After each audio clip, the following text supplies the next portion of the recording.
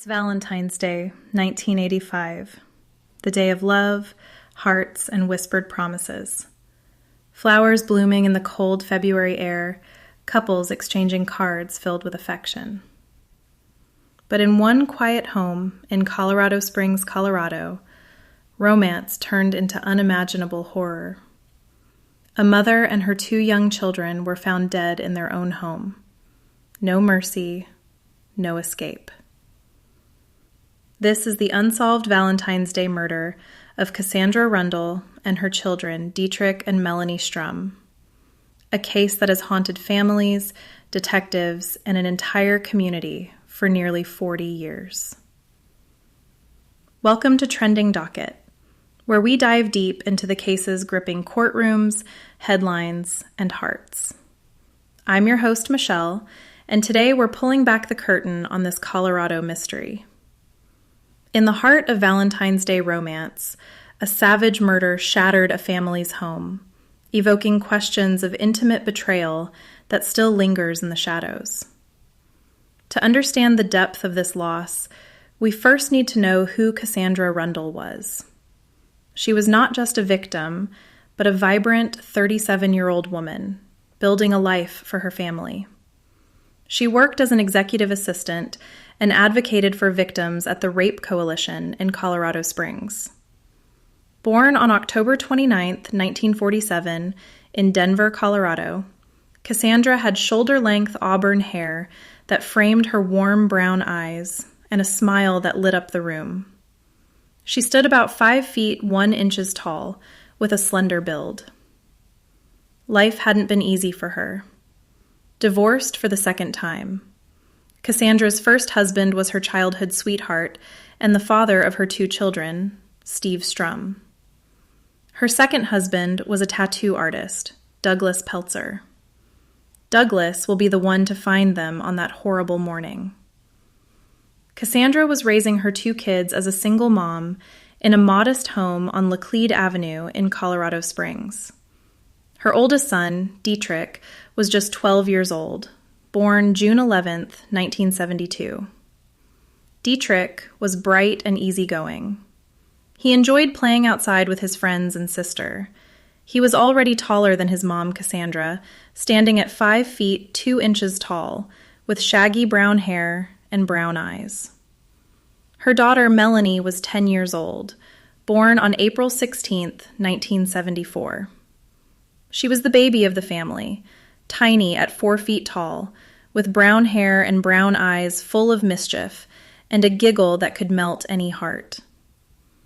They had no known enemies, no dramatic feuds, just a hardworking mom and her innocent children, living a simple life in the snowy suburbs of Colorado Springs.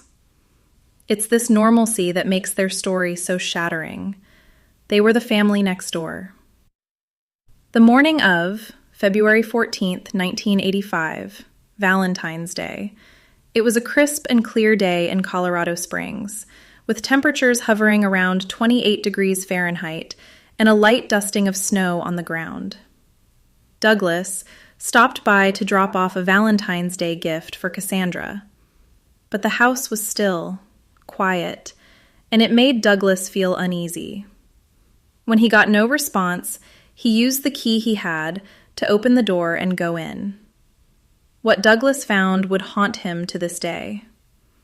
As Douglas walked through the home, he found Cassandra laying across her bed. Her hands and feet were bound with electrical cord.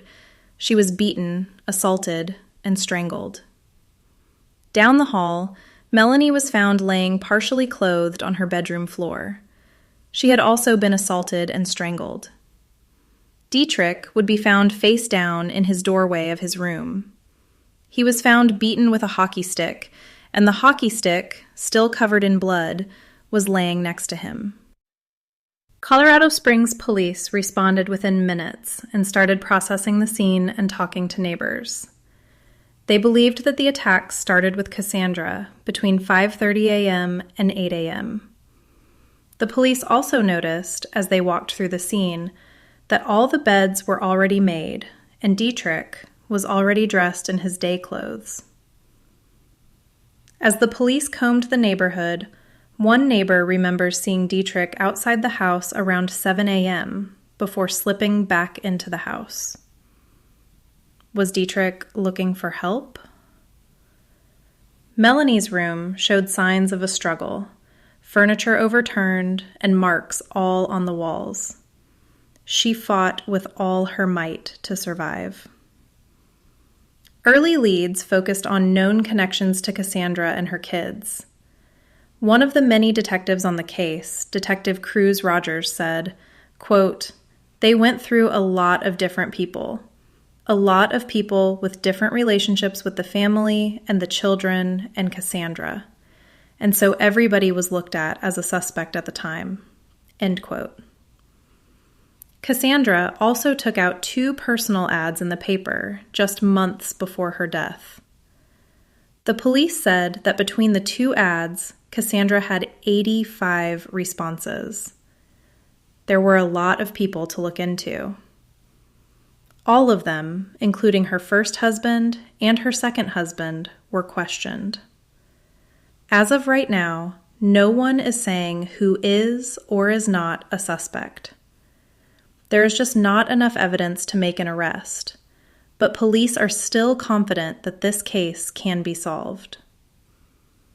According to retired County Sheriff's Detective Laura Mendoza, who joined the case in 1987, quote, "The lack of forced entry points to someone they trusted, a boyfriend, ex, or family friend. Defensive wounds on Cassandra show she fought like a lioness for her kids." End quote. DNA profiles developed in the 1990s via PCR technology were entered into CODIS, but unfortunately, there have been no hits. Genetic Genealogy in 2015 revisited the DNA profiles, but still nothing. Yet hope persisted. The evidence was retested in 2022, yielding a partial male profile, stronger than ever. Hopefully, as technology keeps improving, Cassandra and her children will get the justice that they deserve. As we close this chapter on the unsolved Valentine's Day murders of Cassandra, Dietrich, and Melanie, the pain feels as raw today as in 1985. A mother's fierce love and her children's futures stolen. The human cost of one unsolved act of evil weighs heavy on us all. Nearly 40 years later, their story reminds us, cold cases thaw with persistence. If you know anything, a name, a car, a secret from Colorado Springs in '85, your tip could crack this wide open. Every detail matters.